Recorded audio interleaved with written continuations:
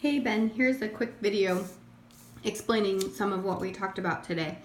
So one of the things that I had you guys watch a video about was about the internet and how things are sent through the internet.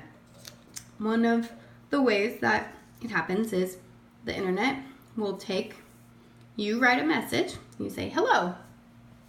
And next week we're going to talk about binary.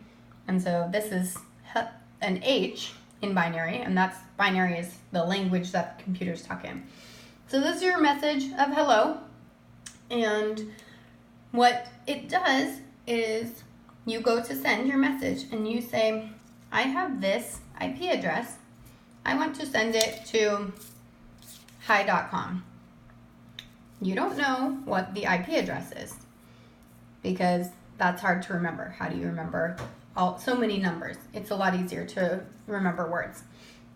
So your message of hello goes down to the router because you're sending it out of your computer, and you say, I want to go to hi.com. So you say, hey router, where's hi.com? And the router says, oh, hi.com is down here, and it is at this address. So then it goes back to your computer and says, hey, hi.com is over at this address. So your computer says, great, now I can start sending my message in packets. And packets are just little chunks of information. And so first it sends the H, and it goes to the router and it says, oh, yep, I'm going to 192.1.6.8, which is hi.com. And then it comes over here to hi.com. And then it goes and gets the next packet, sends the E all the way down. And so on the other side, sends the L. Your message, another L, slowly, or actually quickly, within less than a second, gets put back together. And it no longer are little packets, but it's actually your message put all back together that says hello. And that's how your computer sends messages from one computer down to another person's computer or to a server. Now, when we talk about the internet, it is a network of networks. So why is it a network of networks? What we say is, this is Google's data center over here, and this is a network. They have a router. A router is used to route packets and to send information out to the internet.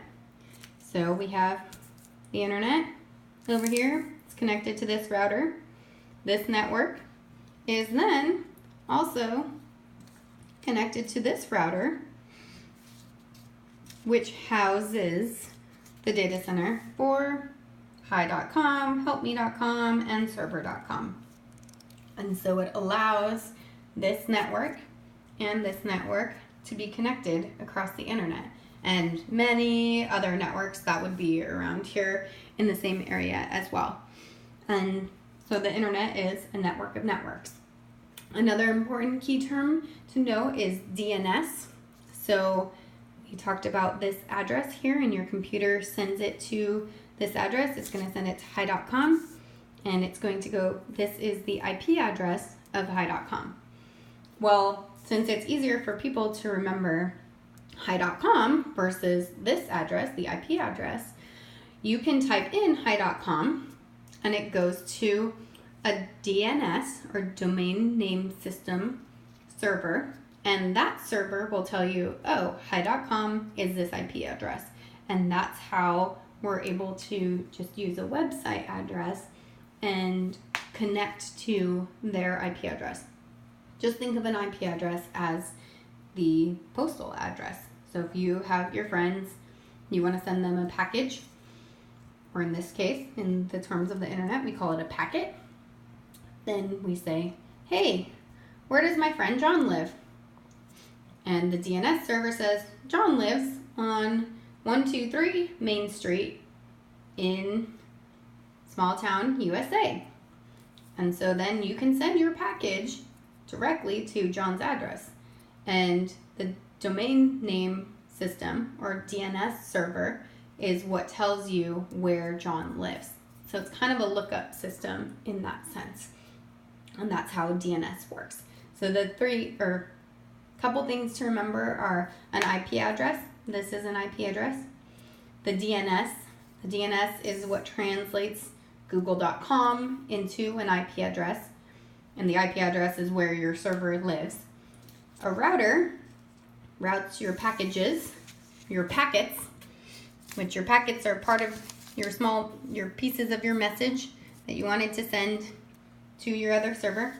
Your router routes the messages to whichever server it needs to go to.